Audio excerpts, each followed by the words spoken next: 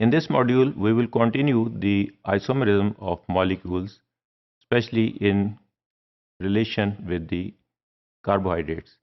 The configuration of a molecule in the space depends upon two things. One is the chiral atom, or in case of carbohydrates, the chiral carbon, and the double bonds.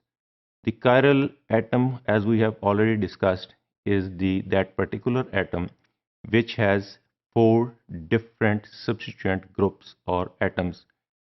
For example, अगर इसमें चारों different होंगे तो उनकी space में configuration different होगी. अगर दो एक जैसे होंगे तो वो रोटेटेबल होंगे और उसकी कन्फिगरेशन चेंजेबल होगी. तो आइसोमेरिज्म में अगर particular carbon atom or a particular atom is chiral, then it will cause isomerism. Second is the double bond, जिसमें डबल बॉन्ड के अगेंस्ट उनकी अरेंजमेंट एक पर्टिकुलर स्पेस में होती है जो ज़्यादा मूवेबल नहीं होते, इसमें फ्रीडम ऑफ रोटेशन नहीं होती. इस डायग्राम में we can see in diagram a that this carbon is having four different substituents group 1, 2, 3 and 4. चारों में रोटेट हो सकते हैं और इसकी टेट्राहाइड्रल शक्ल बनती है.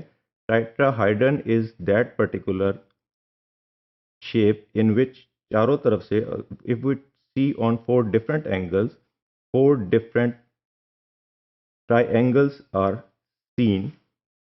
इसमें फ्रीडम ऑफ मूवमेंट्स रोटेशनल जो है वो बहुत ज़्यादा है. इसी तरह इन फिगर बी, जिसमें इथेन मॉलिक्यूल है, एक कार्बन के साथ तीन हाइड्रोजन अटैच हैं, सेकंड कार्बन के साथ भी तीन हाइड्रोजन अटैच हैं, and both the carbon atoms are attached with each other with a single bond. So there is a rotation of freedom और freedom of movement is sufficient. In figure C, we can see that carbon 1 and carbon 2 are attached with each other by means of a double bond. ये double bond जो है इसमें rotation के chances बहुत कम है और इसमें मूवमेंट नहीं हो सकती. इसी तरह ये कार्बन एटम 1 और 2 जो है दे आर कायरल एटम्स. इसमें 1 में भी डबल बॉन्ड के साथ एक कार्बन अटैच है और A and B and X and Y चार डिफरेंट किस्म के सब्स्टिट्यूएंट ग्रुप्स अटैच्ड हैं. कार्बन एटम नंबर 1 पे ए और बी है, जबकि 2 पे सी, एक्स और वाई है. इसकी वजह से दोनों की कन्फिगरेशन डिफरेंट है जो चेंज नहीं हो सकती. इसकी स्पेस में एक पर्टिकुलर कन्फिगरेशन है जो चेंजेबल नहीं है and it forms a particular type of isomer.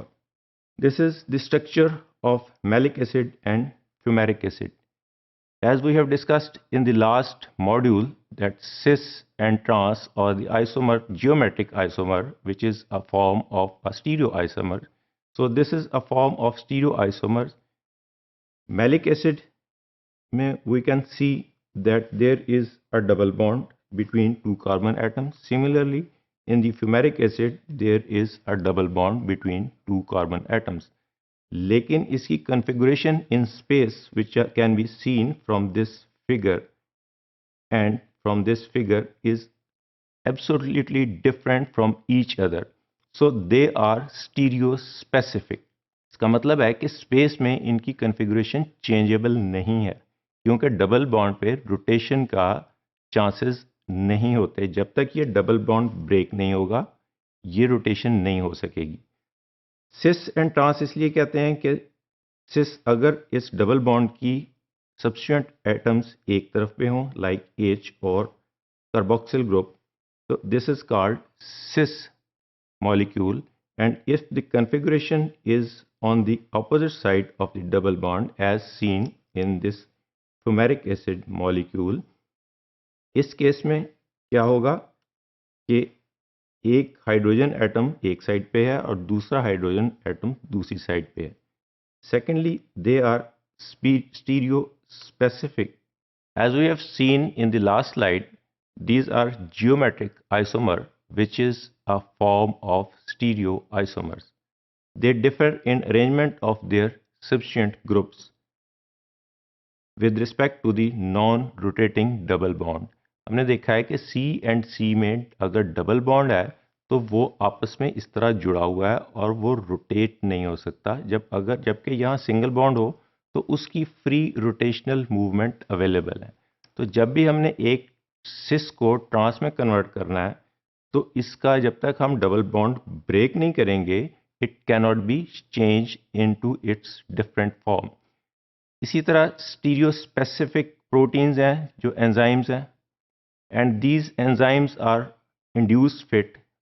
एक एंजाइम अगर बना हुआ है for fumaric acid it cannot be fitted into a malic acid.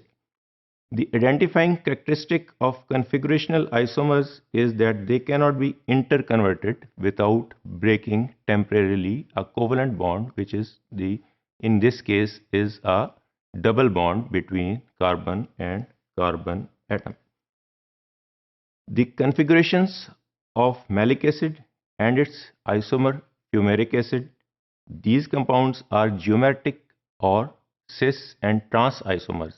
सिस हमने बोला था इसलिए है कि अगर डबल बॉन्ड के एक ही तरफ सब्स्टिट्यूएंट एटम है, फॉर एग्जांपल OH एक तरफ है और COOH एक तरफ है तो ये सिस कहलाएगा। अगर एक तरफ COOH है और दूसरी तरफ डबल बॉन्ड के COOH दूसरी तरफ चला जाता है, ऑपोजिट साइड पे है, तो ये ट्रांस कहलाएगा। They differ in arrangements of their substituents group. इसका ये मतलब है कि सब्स्टिट्यूएंट्स ग्रुप क्या डिफरेंस है दोनों में। HH डिफरेंट है, कार्बोक्सिल ग्रुप डिफरेंट है। अगर सिमिलर प्लेन पे है तो ये सिस कहलाएगा, अगर ऑपोजिट प्लेन पे है तो ये ट्रांस कहलाएगा। और ये डबल बॉन्ड जो है इसमें हमने देखा कि रोटेशन पॉसिबल नहीं है।